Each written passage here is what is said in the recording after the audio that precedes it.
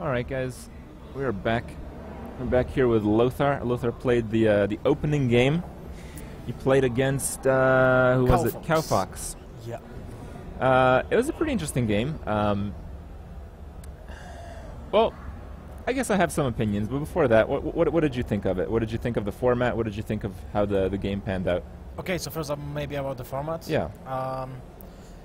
I'm referring to it like a double ladder.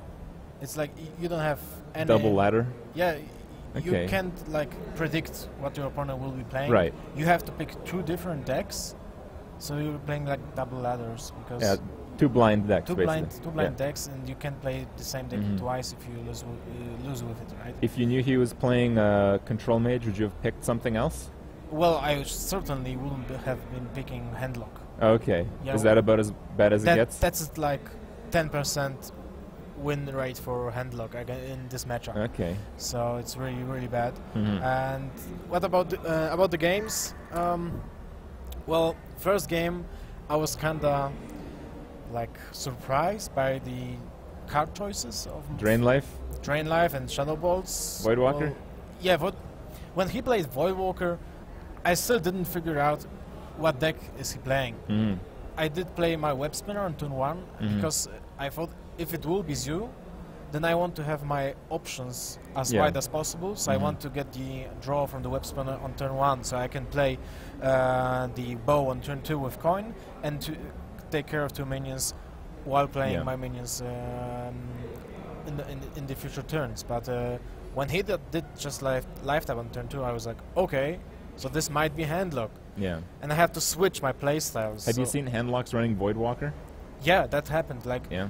I remember when Gabe Walls started streaming the MTG Pro. Okay. There was like he made a Handlock with one Voidwalker and was catching up. So people played. But now with Sludge Belcher, you really think it's necessary? It's like you have some awkward turns in Handlock when you have one spare mana. Yeah. And it's kind of filling the spot, but you can do the same with Mortal Coils. Yeah. So I was more certain that he plays Zoo than Handlock. Did you catch the second game where the two Chinese players faced off against each other? Yeah, I did. And did you see as many questionable card choices in those? Because we thought it was fairly standard. Yeah, the Sea Giants are kind of like, you know, maybe they're like super good or super bad. Yeah. I mean, usually with cards like that, you'd often play one of. What did you think of the double Sea Giant? Well, he wants to maximize his strategy, I think. Okay. It's kind of okay when you play against Zoo, but he didn't have time to actually play the Sea Giant first and then proceed with Lightning Storm. Yeah. So if he could done that, then it would be super awesome for him. But yeah. We saw a lot of misplays. I don't think we saw... You're referring to my game? Or just in general so far. Yeah. I mean, we haven't seen that many matches, so yeah. I think in your game, your opponent made a few misplays. I don't think you made any ones that ended up being too bad, but we thought in the Hunter versus the Mage, if you play things differently, not necessarily better, that it may have come out in your favor. For instance, we thought the bow play was very good, using the bow instead of the kill command. Maybe that was the first game. No, that was the first game. The second game was you played... I did draw you all played the minions, like basically. a bigger creature. You played a 3-drop instead of like Leper Gnome and Hero Power. And what that would have done is he wouldn't have had a turn to cast Arcane Intellect because you deny the 3-drop because he has to ping the Leper Gnome.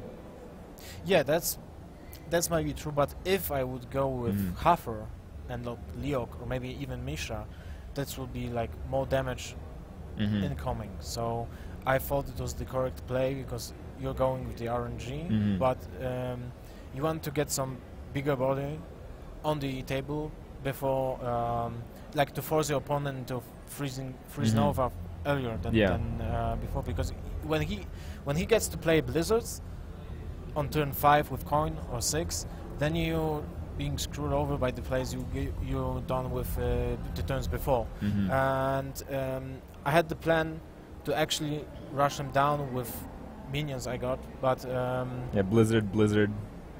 that was And no he that had that Frost was like Nova in hand as well. when I did draw the flare, I was like, okay, this is all in. Okay. I have to go all in because I have the flare in my hand. Yeah. So there was one play on turn 4 when I played one minion and hero powered. And if I did draw the flare at that turn, I would have been playing more minions on board because I will have to go like with a bigger board. So this might push him into a play when he just have to play like a ice block or maybe ice armor or whatever. Did you see the game? Did you see the game that you played after you played it? Like, did you see what was in his hand? Because this is the kind of stuff that I'm realizing that you didn't quite see. He, the game you lost, I think he was holding on to 2 Molten Giants. Molten? Yeah. That's weird. So it was pretty crazy because you got him to like 9 life or something. Yeah. So if he didn't kill you, he'd do like double Molten, freeze everything. Well, I had the flare in but my hand. I might be confusing the games because, yeah. He did play 1 Molten Giant and 1 Molten Giant. So that was turn 4. Turn 4 it was Molten Giant, and I then attacked face, played some minions because I had the flare, and then he was able to play 1 Molten Giant, Frost Nova. Oh, that's right. And coin out. That's right. Coin out Mad Scientist. That's if right. he didn't have the double Molten was against the handlock then. Yeah, I'm mixing them up a little bit. I'm sorry. Yeah, no problem. But like, I had also the first the Frost Trap, Freezing Trap, and actually I lost because he had he had drawn the Mad Scientist. I remember exactly now. So the big turn was Molten Giant, coined Mad Scientist from the draw into Ice Nova. Yeah. And that's why I went back to the Leper Gnome, because if he pinged the Leper Gnome instead of playing Arcane Intellect, he wouldn't have drawn the Mad Scientist or the Fireball. Yeah, that's true. So you would have had at least 1 more turn in that game. Yep, this might be true. But if I would have gone with Huffer, then it would be 4 damage more. 2 damage more. Because you got Leok. Then it's 3. Because I had you had 2 1/1s, I think. No, just Hunted Creeper.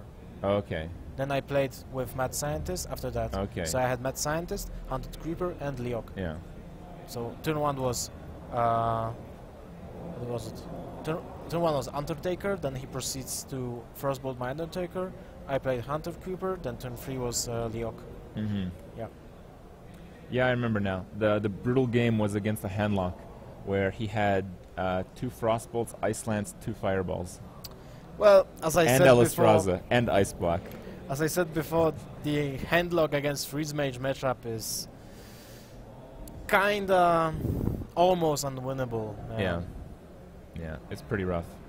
Well, there's a lot of stuff that changed, and when you have a lot of international players facing the locals here, the Chinese, and they have a very different style of play, there's a lot of things that change. So I don't know, I've kind of enjoyed the game so far because they've been fairly different, even though it may be like Drain Life different. You know, it's still something you don't normally see.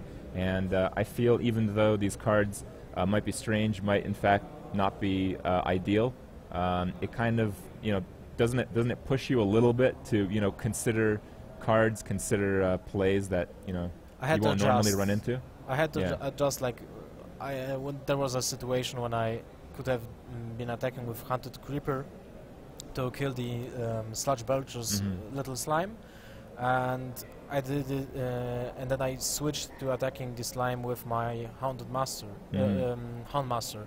and it was 1 damage off, but I was like playing against Hellfire, but then he played 2 Shadow Bolts, and I was like, okay, so that's different, and I didn't play around that, so you can be caught by surprise when he plays some different cards.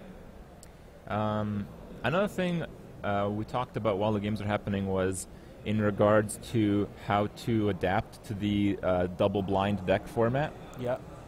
You led with Hunter. Yes. I feel that handlock in either of the spots is great, just because it only really loses to a few decks that aren't that common. But Why did you lead with like an aggressive deck like Hunter? Did you expect to face a specific type of deck first? I just think that if an example, someone will know that I can play Handlock as first choice because it's the best deck in current metagame. They can like pick something to counter my best choice. Okay. So I led with Hunter because it's solid. It can win against anything basically, and it's less draw dependent than Handlock. I think.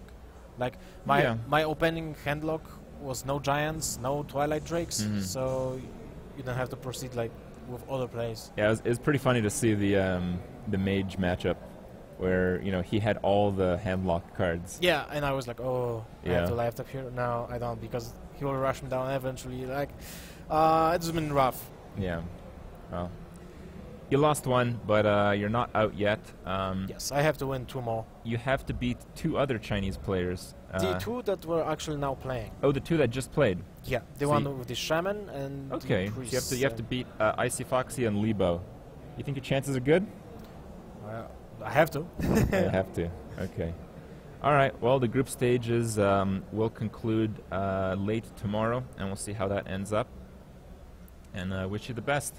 Thank you. I think we're talking with Alchemix next, perhaps, and we'll see if we can get a few more players to be chatty while we wait for the next set of Hearthstone games a couple hours from now. Okay. All right. So good stuff. I'll be back in a few minutes.